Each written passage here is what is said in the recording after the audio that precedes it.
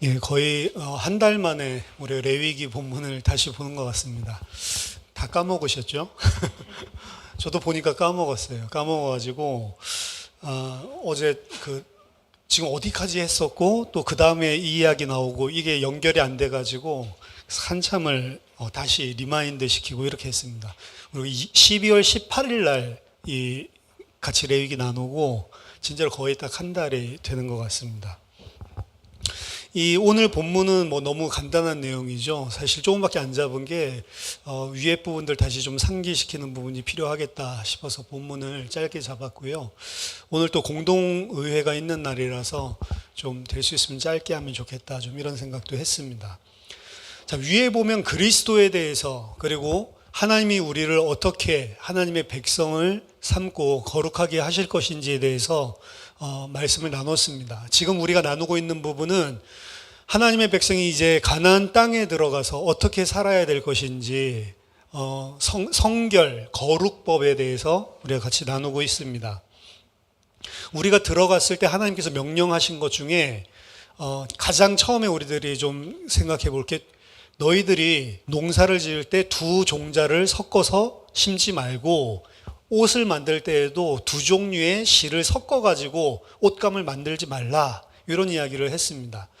혼합 사상에 대한 이야기도 되지만 우리들이 같이 나눴던 중요한 말씀은 이 두 가지를 종자를 섞어서 나오는 이 행위가 거룩하기 때문에 너희들 그렇게 하면 안 된다라고 하는 우리 신명기인가요? 거기서의 법을 가지고 우리가 살펴봤습니다. 두 종자의 실을 섞어서 농사를 짓는 것이 온 땅을 다 거룩하게 만들기 때문에 너희가 그거 하지 말라라는 이야기죠. 결론적으로 너희 자신이 스스로 거룩함을 만들 수 있는 존재가 아니다라는 겁니다. 하나님께서 너희들을 거룩하게 만드는 것이지, 너희들이 두 종자를 파종해서 너희 스스로를 거룩하게 하는 것이 아니다. 하나님께서 다른 종자, 다른 씨를 위에서부터 내려서 파종하셔서 심어주셔서 너희들을 거룩하게 하실 것이다 라고 하는 겁니다. 그래서 우리 인간들은 다 아담의 모습을 가지고 이 땅의 씨지만 위에 속한 우리랑 다른 하늘의 씨, 예수 그리스도를 하나님께서 보내주셔서, 그래서 이제 우리를 거룩하게 해주시는 거죠. 그 파종 이야기 다음에 나오는 게, 그래서 약혼하였지만 아직 해방되지 않은 여종에게 그 씨를 뿌리는 거, 그 이야기를 같이 나눴습니다. 내가 다스리고 있는 여종이 있는데 이 여종이 다른 남자랑 정혼을 했단 말이죠. 정혼을 했는데 그 주인이 그 여자를 취해서 그 여자에게 씨를 뿌리는 것, 요거 이제 죄거든요.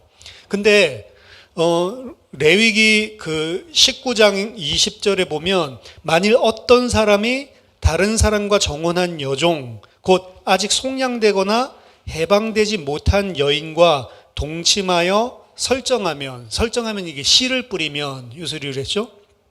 그것은 책망받을 일이니라. 우리 본문에 이렇게 돼 있지만 히브리 원어에는 그것은 구별되어져야 되는 사건이다. 그렇죠? 그래서 책망 받을 일이 분명한데요. 이게 이중적인 언어로 사실은 어떻게 보면 사용한 것 같아요. 중요한 진리를 이야기하기 위해서 그것은 반드시 구별되어져야만 한다.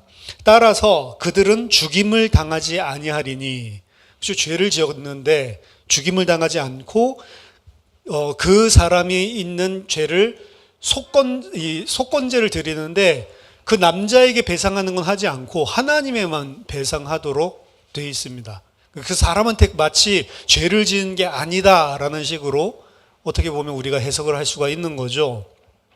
그 여인은 종이고 아직 해방되지 아니하였기 때문에 그렇다라고 이야기를 합니다. 그래서 하나님께서 위에서부터 우리를 거룩하게 하기 위해서 다른 씨를 이곳에, 이 땅에 뿌려주시는데, 그 씨를 뿌리는 방법, 동정녀를 통해서 정혼했지만 여호와의 종, 하나님의 종입니다. 마리아가 그렇게 받아들이죠. 그렇게 하나님께서 씨를 뿌리시는 그 장면, 예수 그리스도의 성육신하시는 장면, 이 부분을 연상케 한다라고 이야기를 했죠. 그리고 구원받아 거룩함을 입은 자들은 단번에 완전히 우리가 구원을 얻기는 했지만 실상은 단번에 온전한 거룩을 우리 안에 이룬 것은 아닙니다. 우리가 이 땅에 살면서 시간이 지나면서 자기 자신의 힘이 아니라 하나님께서 주시는 호련한 거룩함을 입고 다른 사람에게 유익을 주는 자들이 된다. 이걸 나타내기 위해서 너희들이 과실을 심고 열매가 나면 3년 동안 먹지 말라라고 이야기를 했죠. 3년이 지난 후에는 그 과실이 할례를 맺은 것으로 상정을 해서 4년째 나온 열매는 하나님께 첫 열매로 드리고 그리고 5년째부터 너희들이 그 열매를 먹을 수 있다라고 이야기를 했습니다. 그래서 그 3년이라고 하는 기간, 사실은 우리들이 열매를 맺었지만 그 열매가 전혀 우리에게 유익을 주지 못하는 기간, 실제로 우리들이 살면서 온전한 거룩한 열매를 점차적으로 사실은 맺는데 그 맺는 것이 우리가 무슨 일을 특별하게 해서 갑자기 거룩한 열매가 되는 게 아니고 3년이 흐르는데 내가 어떻게 한 것과 상관없이 호련하게 그 3년이 지나면 너희들이 할례를 받았다라고 인정을 해주고 그때 갑자기 우리들이 거룩하게 되고 궁극적으로 남에게 유익을 주는 자가 된다라고 이야기를 했죠. 그리고 지난 시간에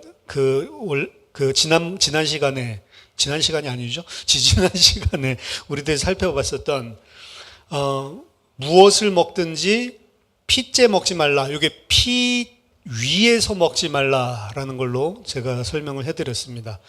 그래서 피 위에서 먹지 말고 점을 치지 말고 술법을 행하지 말라. 이 모든 것이 다 똑같은 이야기인데 피 위에서 먹는 것 또한 점을 치고 미래를 보는 이런 행위 중에 하나였었기 때문에 피 위에서 먹지 말고 점 치지 말고 술법 행하지 말라. 이 이야기는 미래를 알려고 하지 말라라는 거죠. 특별히 이 미래는 종말, 마지막 때를 이야기를 하고 그것 때문에 너희들이 걱정할 이유가 없는 자들이다 라고 이야기를 했습니다. 왜냐하면 하나님의 백성은 마지막 종말, 주님께서 오시는 그 시간표가 우리의 구원을 완성하고 우리가 온전케 되어지는 새하늘과 새 땅에 들어가는 시간표지 두려운 시간표가 절대로 아니다라고 하는 거죠. 그래서 불신자들처럼 주님이 언제 올지 그때 내가 어떻게 될지 이런 것들 걱정하는 것 그거 하지 말고 지금 하루하루를 하나님 앞에서 하는 백성으로 살면 되는 겁니다. 믿음 가지고. 오히려 그날이 빨리 오기를 하나님의 백성은 바라야 되는 거고 그날이 당장이라도 오면 감사하다라고 해야 되는 거예요. 근데 어떻게 감사할 수가 있습니까? 어떻게 두렵지 않을 수가 있죠? 내 의를 가지고 안 하는 사람은 두렵지 않을 수가 있는 거예요. 난 약하지만 그 시간표에 내 의가 아니고 예수 그리스도의 의로 하나님 앞에 선다라는 것을 정말로 그걸 붙들고 있는 사람은 당장 와도 괜찮은 것입니다. 아닌 사람은 어떻게 해야 돼요? 당장 내일 온다고 그러면 지금 삶을 싹 바꾸고 두려움에 떨고 있어야 돼요. 그렇죠? 우리는 당장 내일 온다라고 하더라도 나날이 하나님의 백성으로 그냥 살아가면 되는 겁니다. 그리고 내가 좀 부족해도 어쩔 수가 없는 것이고 내가 좀 연약해도 어쩔 수가 없는 거예요. 그거는 나의 실체이기 때문에 고백하는 것이고 나는 내 의가 아니고 그리스도의 의로만 하나님 앞에 설 수 있는 자입니다. 라는 것을 고백할 수 있는 자는 당장 언제 오더라도 상관이 없는 것입니다. 그렇죠? 그러니까 요즘에도 코로나나 뭐 이런 것들 보고 뭐 백신이 666이다 막 이러면서 막 이야기하고 분위기를 조장하는데 그 사람들 가지고 있는 생각 한번 가만히 살펴보세요. 백신 안 맞으면 하나님 앞에 떳떳하게 설 수 있고 백신 맞으면 하나님 앞에 설 수 없고 누구의 의를 가지고 서는 거죠? 내 의를 가지고 서는 거예요. 그것들 자체가 벌써.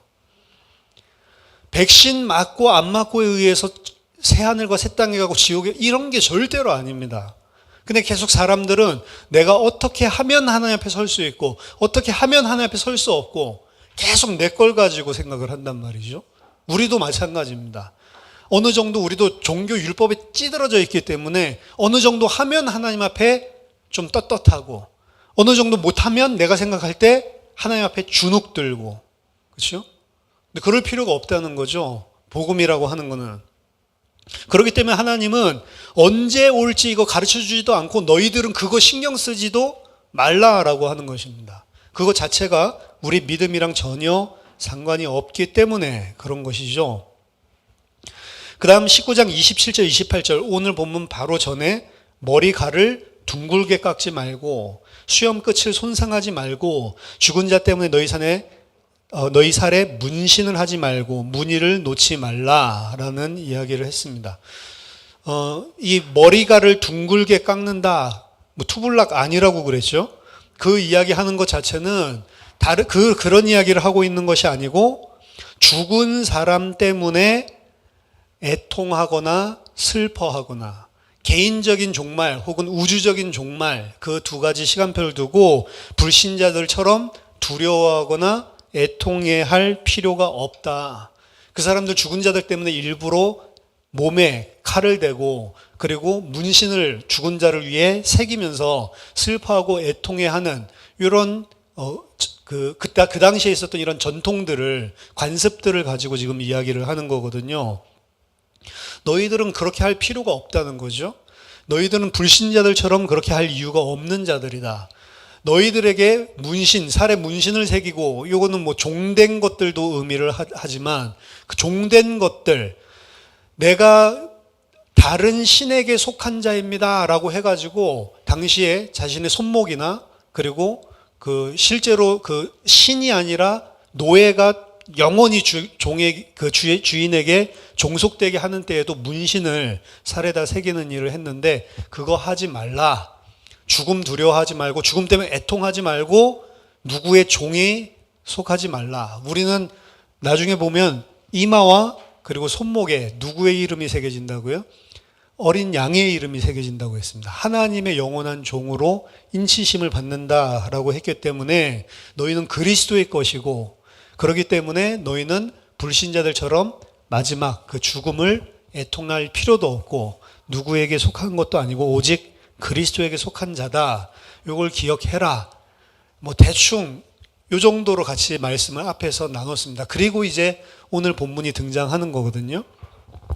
두 종자 이야기부터 마지막 그리스도의 종으로 그리스도의 이름을 너희들에게 새길 것이다 라고 이야기하는 것까지 사실은 어떻게 하나님께서 구원 역사를 우리 안에 이루시고 내가 하나님의 백성이 되어 나가는지를 그리고 장차 새하늘과 새 땅에서 죽음이 아니라 새로운 생명으로 하나님이 그리스도의 것으로 우리를 인치시는 이 모든 장면들은 우리 개인의 실제적인 전체 신앙생활을 보여주는 것 같습니다. 그리고 오늘 본문이 등장합니다. 그러면 이 문맥 속에서 생각을 해본다면 너희는 이렇게 해서 거룩함을 입고 이렇게 하나님께서 하나님의 백성으로 완성시켜서 영원한 하나님의 백성, 자녀가 될 수밖에 없는 자다라는 이야기를 해놓고 오늘 이야기를 하는 거죠.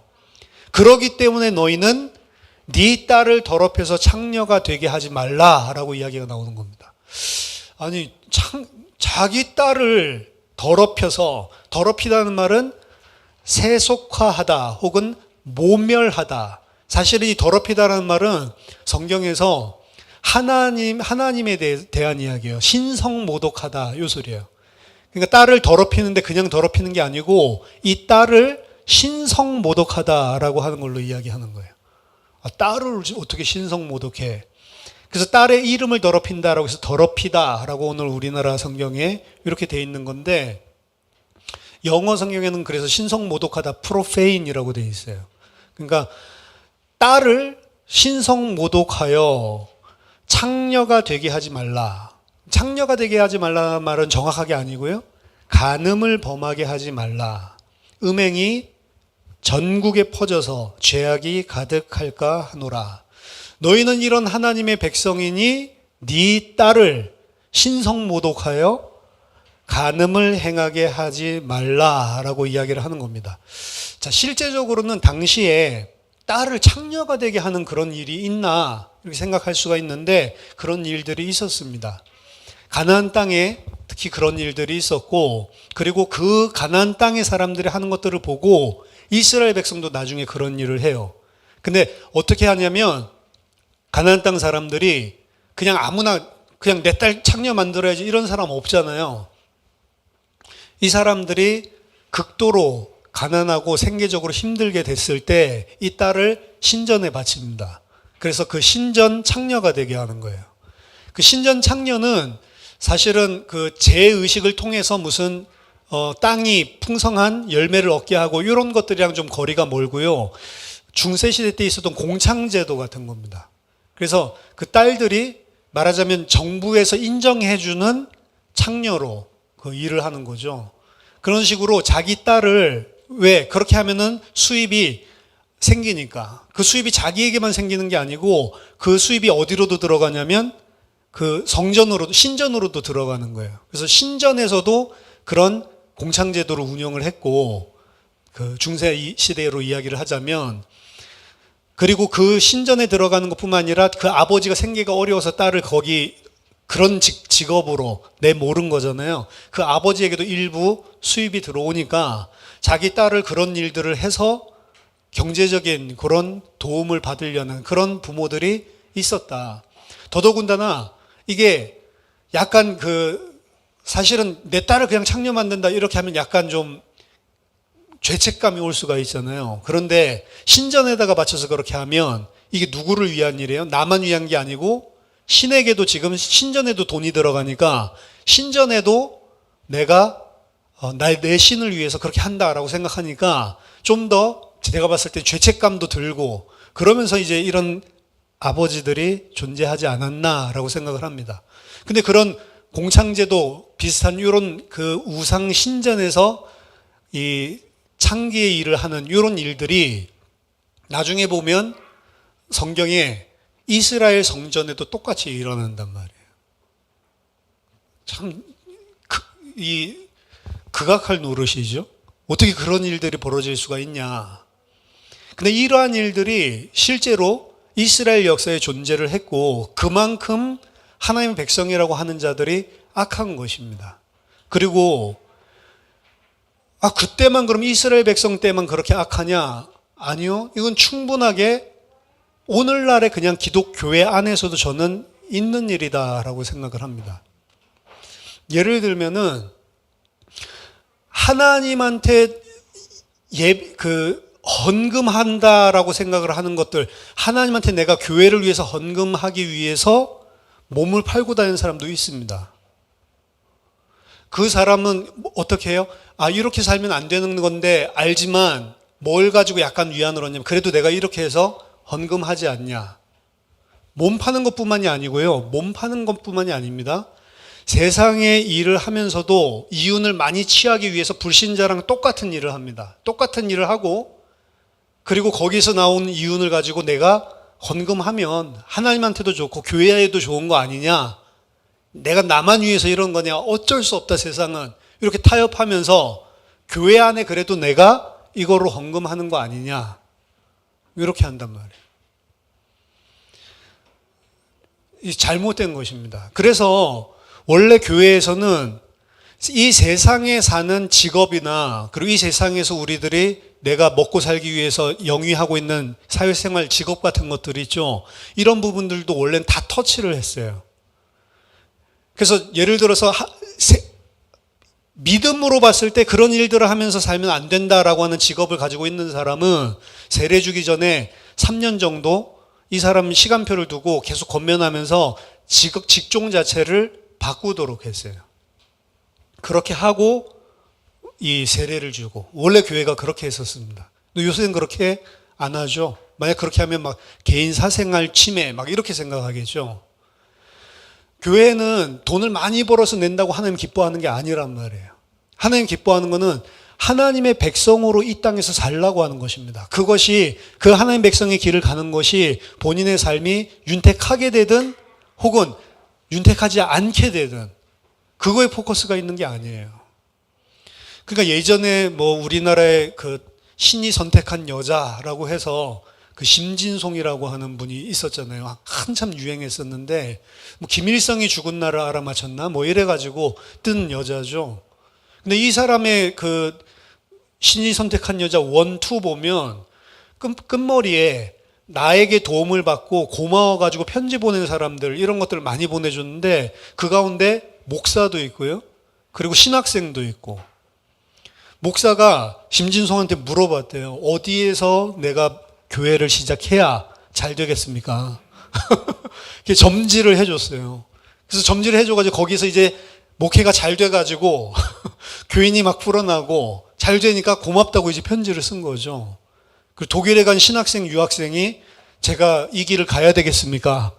물어보고 그러고 나서 어떻게 보면은 멘토로 이 무당이 탁 점쳐보고 가도 좋다. 이러니까 이제 가가지고 공부하고 있고 그때 결정 내리게 해주셔서 감사합니다. 이런 식으로. 그 심지송도 나도 이렇게 해서 돈 번 거 가지고 헌금 많이 한다. 이렇게 이야기를 했거든요. 교회를 내가 몇 개를 세웠다. 이렇게 이야기를 했거든요. 그게 하나님이 받으시는 교회겠죠. 이건 너무 클리어한 사건이니까 야 어떻게 교회가 목사가 저렇게 할 수 있나? 어떻게 그 무당이 그렇게 해가지고 돈 번 걸 가지고 교회를 세운 그게 하나님 기뻐하냐? 안 기뻐하지. 우리가 딱 클리어하게 이거는 알 수 있지만 지금 네 딸들을 이 창녀가 되게 하지 말라. 네 딸들을 간음하게 하지 말라라고 하는 거는 이런 명확한 것 우리들이 인지하는 것 그 이상으로 그럼 이것이 나에게는 어떤 의미일까라고 본다면 나에게도 엄청나게 많이 있는 일들입니다. 타협하죠. 말하자면 세상이랑 타협하죠. 세상이랑 타협하고 타협한 거 가지고 예를 들면 오늘 그 기도하시는 데도 일어났지만 연약하고 부족하다라고 하는 핑계를 계속 대면서 어떻게 보면 나를 영적으로 무디게 만들고 그렇게 인도를 하는 거예요, 사실은. 어떻게 보면은 그 다음에 이야기가 나오는데 내 안식일을 지키라 이야기가 나오죠. 이 관점에서 생각을 해보세요. 그러면 안식교 계속 맨날 안식일 이야기가 하도 많이 나오니까 구약에서 안식교 이야기를 하는데 어떻게 보면 이분들이 생각하는 그 안식일을 지키기 위해서 희생을 하거든요. 근데 그 희생하는 것들 자체가 사실은 내 그 신앙이랑 딱 연결되어 있으니까 이분들은 그렇게 한단 말이죠. 몰몬도 그렇고 뭐 여호와의 증인도 그렇고 이렇게 살아야 된다라고 하면 그것 자체가 예를 들면 내 구원이랑 직결이 되어 있는 거기 때문에 이 사람들은 그걸 갖다가 생을 걸고 지키는 거죠. 14만 4천 등 안에 들어가기 위해서도 그러고 그거 하면 이 뭐 소멸될지도 모른다는 두려움도 있고 이러니까 그거를 열심히 하거든요. 열심히 해서 그걸 지키는데 사실은 이야기를 들어보면 진짜로 열심히 하는 사람들은 이 세상의 것들 다 놔버리고 오히려 그걸 갖다 선택을 하거든요. 근데 그게 원래는 맞는 거잖아요. 하나님의 백성들에게도. 예수 그리스도를 말미암아서 내가 구원받았다라고 하면 예를 들어서 주일에 예배를 드린다라고 하면 그게 진짜로 내가 당연하게 하나님한테 드려야 된다라고 생각을 해야 되잖아요. 그건 너무 당연한 것인데 안 하거든요. 왜? 우리는 그렇게 안 해도 구원받았으니까. 이런 것들도 사실은 하나하나 들어가는 거고 내가 세상 사람들이랑 똑같은 사상과 생각을 가지고 이 세상의 일을 취하기 위해서 범하고 있는 그런 죄들이 있던 그런 것들도 마찬가지고요. 그러니까 이 하나님의 백성이 하나님 백성답게 살기가 힘든 거예요, 사실은. 하나님의 백성이 여기는 네 딸들로 인하여 교회인데요. 교회가 간음하게 하지 말라라고 이야기를 하는데 교회가 간음하지 않도록 하게 하는 게 힘들단 말이에요. 그렇죠? 그래서 단순하게 야 이런 아버지가 있어 이런 딸이 있어 이렇게 생각할 수 있지만 우리의 삶들을 가만히 이 안에 있는 영적인 내용을 가지고 쳐다보면 우리가 잘 인지하지도 못하는 사이에 내 딸을 내 자신을 교회를 간음하도록 방치하고 그게 아무것도 아닌 것처럼 영적으로 무덤덤하게 살고 있는 영역들이 많다는 거죠. 그래서 이 신년 창년들이 궁극적으로 일하는 것들은 딱 한마디로 하면 돈입니다. 돈. 아버지한테 돈이 없고 사실은 가정이 생계가 살 수 없으니까 어쩔 수 없이 선택해서 가는 거지 그거 좋다고 가는 사람은 없어요. 전부 다 피치 못할 그러한 사정들 때문에 움직이게 되는 건데 그렇게 하지 말라고 하는 겁니다. 그래서 이 세상에서 하나님을 섬기는데 돈이랑 겸해서 하나님을 섬길 수 없다라고 예수님이 요한복음 6장 24절에서 이야기를 하죠. 내가 이 일을 하는 것은 어쩔 수 없는 것이고 또 이것이 하나님한테 유익하다라고 하는데 하나님은 아니 그거 하나도 나한테 유익한 거 없고 너는 거룩을 지켜야 돼라고 이야기를 하는 겁니다. 그리고 요 사건들 자체를 그래서 간음이라고 하는 것을 구약 성경 안에 있는 언어로 바꾼다면 그냥 한마디로 말하면 우상숭배. 너무 적나라하게 표현을 해서 그렇지 한마디로 하면 그냥 우상숭배입니다. 네 딸들로 교회로 하여금 우상숭배하게 하지 말라라고 이야기하는 거고 우상숭배의 가장 핵심적으로 드러나는 결과는 결국 이 땅에서 돈이라는 거, 만몬이라고 하는 거랑 딱 붙어 있는 경우가 많고요. 그리고 내면적으로 보면은 내 자신의 힘으로 스스로 먹고 살기 위해서 그렇게 하는 거예요. 하나님한테 의존하고 하나님한테 생명이 있다라는 것이 아니고 나한테 그게 주도권이 있고 내가 그렇게 해야 된다라고 생각을 하는 겁니다. 그래서 우상숭배의 가장 궁극 본질은 돈을 섬기는 것 같지만 나를 섬기고 있는 거예요. 내가 중심이 되고 내가 하나님이 되어져 있는 겁니다. 이 일을 계속해서 허용하면 그 땅 전체에 음행이 퍼져서 죄악이 가득하게 된다라고 이야기를 했고 가나안 땅으로 친다면 그 죄악이 가득하게 되면 더 이상 그 땅에 하나님과 하나님 백성이 함께 살 수 없어서 그 땅이 하나님 백성들을 토하여 낸다라고 이야기를 하는 겁니다. 그래서 그 거룩하지 못하도록 땅을 더럽히는 자들을 전부 다 땅에서 축출해내버리는 거죠. 그게 이제 나중에 바벨론 포로 사건으로 이어지는 건데 지금 여기서 이 이야기를 하고 있는데 이 모든 것들을 다 범해요. 나중에 보면 이스라엘이. 하나님의 말씀을 들어보면 맞다라고 하지만 이스라엘이 막상 그 땅에 들어가고 나서는 하나님 대적하는 일을 다 하고 하지 말라는 일들 골라서 하는 것처럼 다 그대로 하고 그 땅에서 토해내지는 이런 일들이 벌어집니다. 우리가 하나님의 말씀들은 맞다라고 생각을 하지만 일상 삶을 살아보면 일상에서는 그게 안 지켜지는 거예요. 그게 안 되어지는 겁니다. 그게 우리의 연약이죠. 그렇지만 그 연약함에도 불구하고 하나님께서 그리스도로 덮어주셔서 구원받은 것인데 오늘 이 말들을 계속하는 덮어주신 것은 덮어주신 것인데 덮어주신 자는 어떻게 한다고요? 그런 부분들에 넘어지는 내 자신을 보면 자각하고 혐오해야 돼요.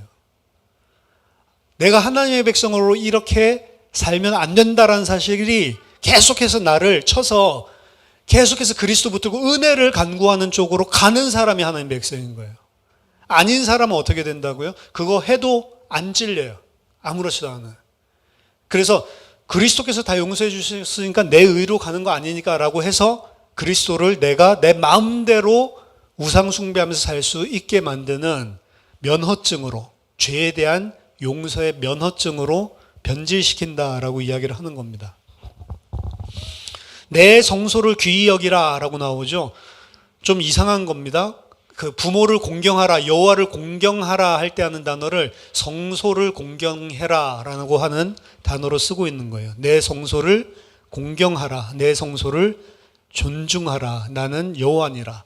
이 성소라고 하는 것은 하나님이 임재하시는 곳이고 하나님이 그의 백성들을 만나주시는 곳이고 그들과 함께 사는 곳, 그것이 성소인데 그 성소를 공경하라 라고 이야기를 하는 겁니다.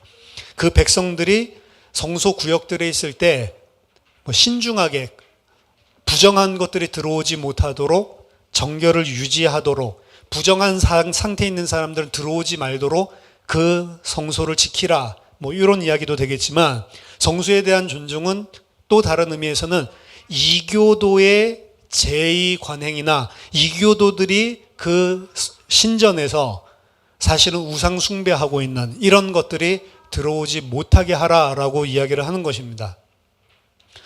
우상 숭배가 이게 신약적으로 본다면 이해가 되죠. 교회에 와서도 우상 숭배하는 사람들이 있다. 교회에 와서도 하나님 섬기고 예수 이름으로 내 자신의 필요한 것들을 채우기 위해서 이런 자들이 있다. 신약적으로도 이해되는 거지만 이것도 딱 그냥 액면 그대로 구약 성경에 보면 이스라엘 백성이 성소를 완전히 우상 숭배로 더럽혀 버립니다. 성전 안이 우상으로 가득 차 버려요. 실제로. 에스겔서 8장에 전체에 보면 이야기들이 잘 나와 있는데요. 에스겔서 8장 3절 보면 주의 영이 나를 천지 사이로 올리시고 하나님의 환상 가운데 나를 이끌어 예루살렘으로 가서 안뜰로 들어가는 북향한 문에 이르시니 거기에는 질투의 우상, 곧 질투를 일어나게 하는 우상의 자리가 있는 곳이다.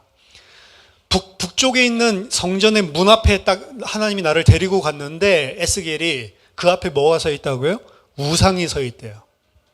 그리고 6절에 그가 또 내게 이르시되 인자야 이스라엘 족속이 행하는 일을 보느냐 그들이 여기에서 크게 가증한 일을 행하여 나로 내 성소를 멀리 떠나게 하시느니라. 이 성전 안에서 이 가증한 일을 하니까 어떻게 하나님이 그 성전에 있지 않겠다, 나는 성전을 떠나겠다라고 이야기를 하죠. 8장 7절에 보니까 그가 나를 이끌고 뜰문에 이르기로 내가 본즉 담에 구멍이 있더라. 그가 내게 이르시되 인자야 너는 이 담을 헐라 하시기로 내가 그 담을 허니 한 문이 있더라. 내가 들어가 보니 각양 곤충과 가증한 짐승과 이스라엘 족속의 모든 우상을 그 사방 벽에 그렸고 이스라엘 족속의 장로 중 70명이 그 앞에 섰으며 사반의 아들 야사냐도 그 가운데 섰고 또 이르시되 인자야 이스라엘 족속의 장로들이 각각 그 우상의 방한 어두운 가운데서 행하는 것을 네가 보았느냐 그들이 이르기를 여호와께서 우리를 보지 아니하시며 여호와께서 이 땅을 버리셨다 하느니라. 자, 이스라엘 70 장로들이 한 방에 담을 헐고 들어가 보니까 온 벽에 우상을 갖다가 다 조각을 하고 칠갑을 하고 거기에서 제사 드리고 있는 거, 거기에서 우상 숭배를 하고 있는 겁니다. 그들이 우상 숭배하는 이유가 뭐라고 이야기했냐면 여호와께서 우리를 안 돌봐주신다. 말하자면 내가 이게 진짜 필요한데 하나님은 내 필요한 거 안 주신다는 거예요. 그러니까 어떻게 해요? 다른 우상들 데려다 놓고 자기들을 돌봐주는 이방신들을 지금 섬기고 있는 겁니다.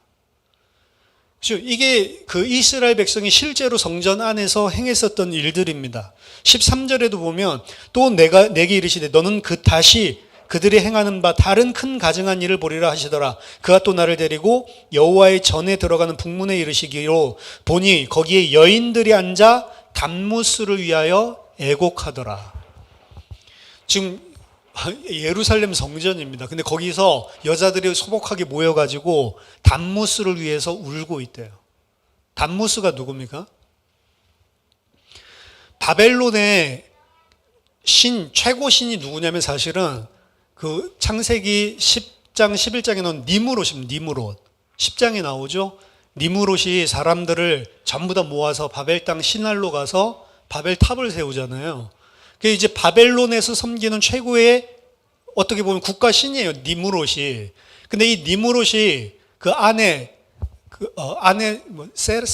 세라미스인가 뭐 누구랑 결혼하잖아요. 이 여자도 그 바벨론의 나중에 국신으로 얘는 이제 태양신이 되고 그리고 이 여자는 자기 아내는 달신이 되는데 월신이 되는데 이 니므롯이 일찍 죽는단 말이죠. 일찍 죽었는데 죽고 나서 2년 뒤에 이 여자가 임신을 해요. 그래서 그 임신을 해서 아기를 그러니까 말하자면 꼭 성육신 하듯이 남편 죽었는데 2년 뒤에 임신을 해서 아들을 낳는데 그 아들 이름이 단무스입니다. 그리고 그 단무스가 자라니까 그 엄마랑 결혼을 해버려요. 진짜 지저분하죠? 그래서 자기 남편이 죽은 화신이다 단무스를 이렇게 이야기를 하면서 단무스랑 같이 결혼을 한단 말이에요. 그래서 고대 근동지방에 보면은 이 단무스 아기를 그 엄마가 이렇게 안고 있는 그런 우상신이 엄청 많습니다. 각 나라마다. 그래서 바벨론 신만이 그런 게 아니고 이게 여러 나라들에 다 퍼져 있는데 뭐 자료들 보면은 중국에도 그런 것들이 있고요. 전 세계 곳곳마다 어머니와 그리고 아기를 안고 있는 그런 우상신을 섬기는 게 많단 말이에요. 그게 이제 천주교 안에 마리아 그리고 아기 예수 이걸로까지 파고 들어왔다 이런 이야기들까지 하는 게 많죠.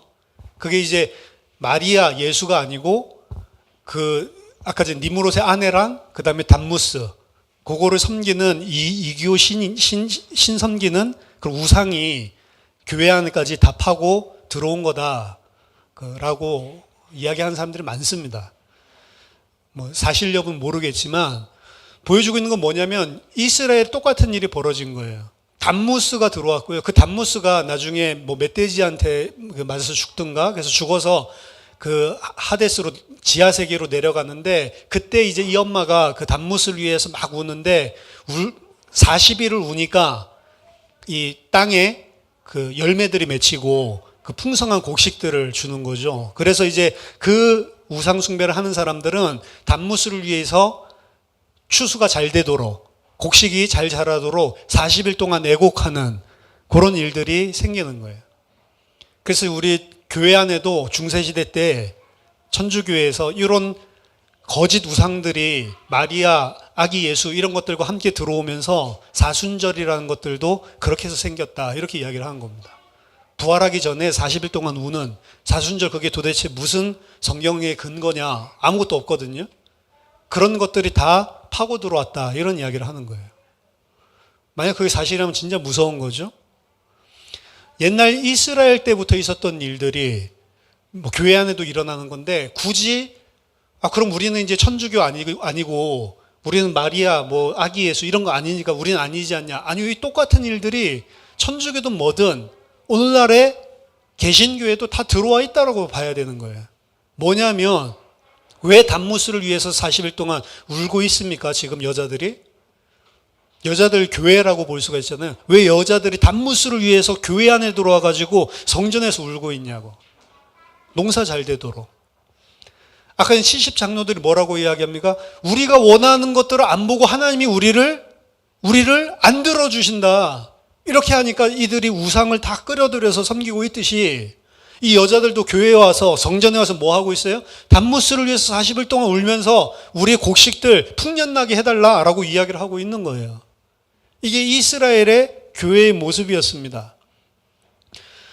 15절 16절에도 보면 그가 또 내게 이르시되 인자야 네가 그것을 보았느냐 너는 또 이보다 더 큰 가증한 일을 보리라 하시더라. 그가 또 나를 데리고 여호와의 성전 안뜰에서 들어가시니 보라 여호와의 성전 곧 현관과 제단 사이에서 약 25명이 여호와의 성전을 등지고 낯을 동쪽으로 향하여 동쪽 태양에게 예배하더라.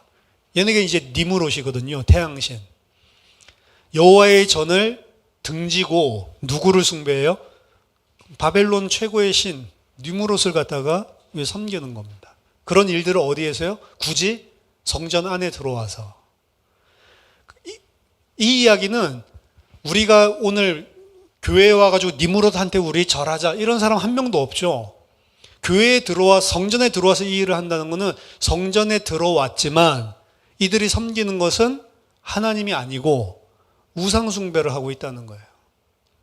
그리고 그 우상의 본질은 뭐냐? 하나님은 내가 기도하면 안 들어주는데 내가 기도하면 들어주는 분. 가짜 하나님이죠.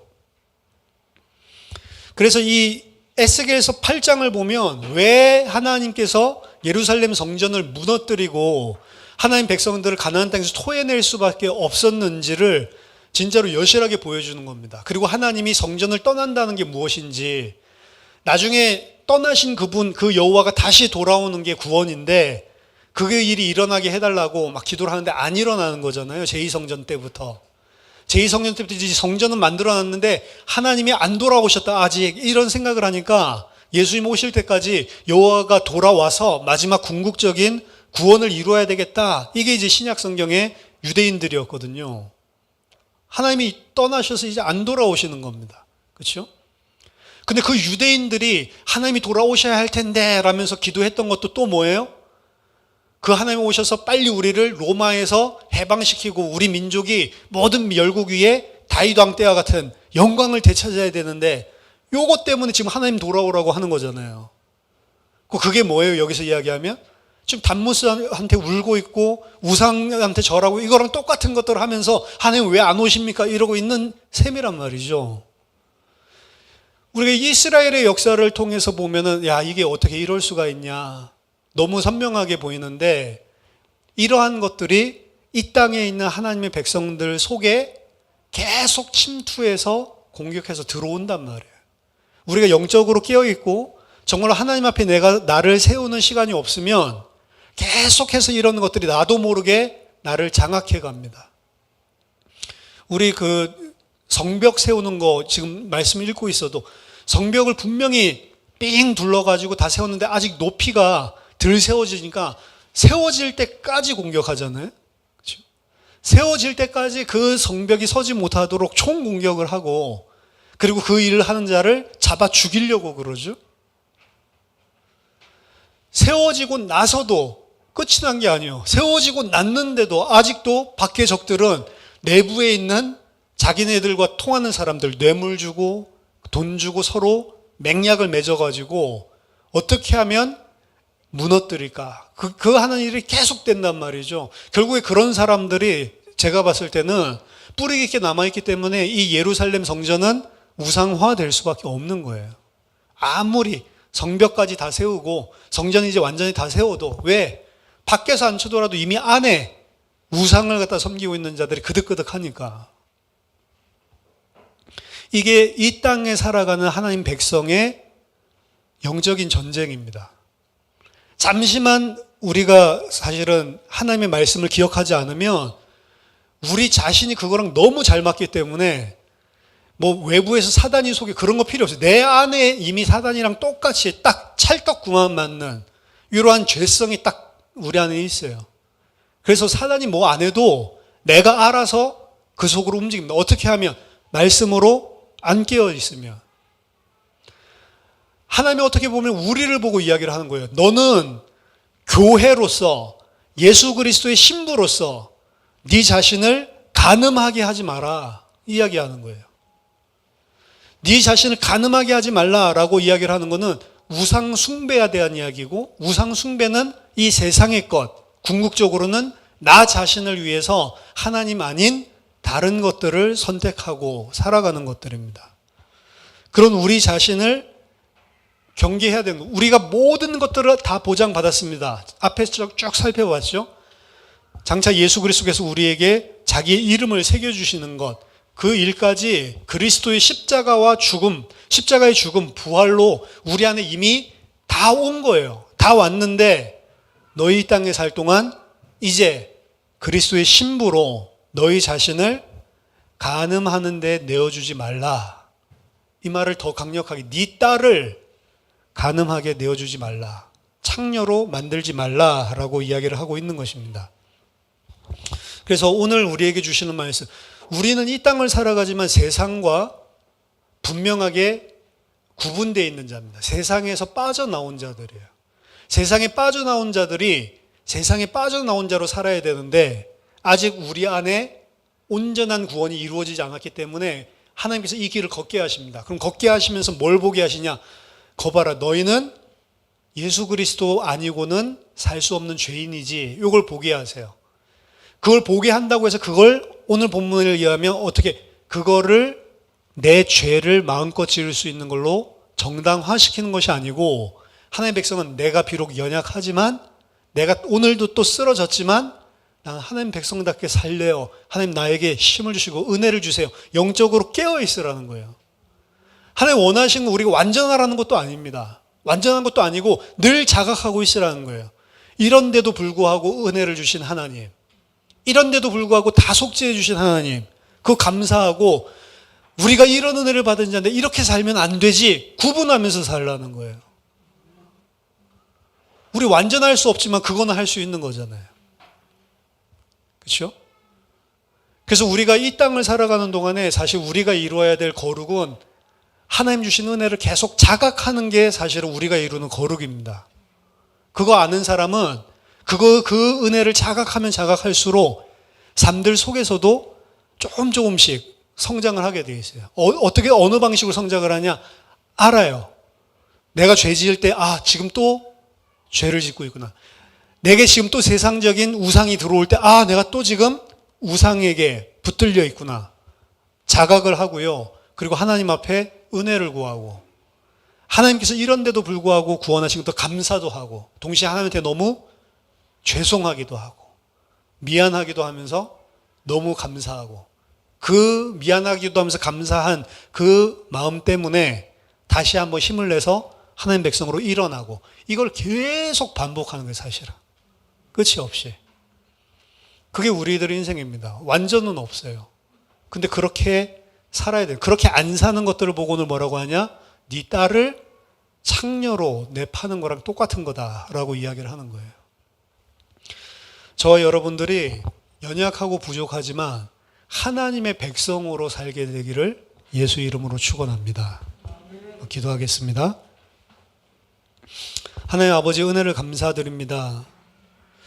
이 땅에 살면서 구원받은 예수 그리스도의 은혜를 받은 주의 백성임에도 불구하고 우상과 세속에 붙잡혀서 늘 넘어지고 무너지는 그런 연약한 죄인임을 주님 앞에 고백합니다.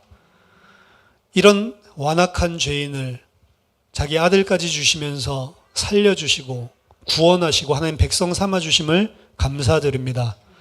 주님, 앞으로도 우리는 계속해서 넘어지고 쓰러지는 연약한 죄인이지만 하나님 그 죄에 지지 않고 싸울 수 있도록 날마다 새 힘을 내고 주님 앞에 설 수 있는 주의 백성들 되게 하여 주시옵소서.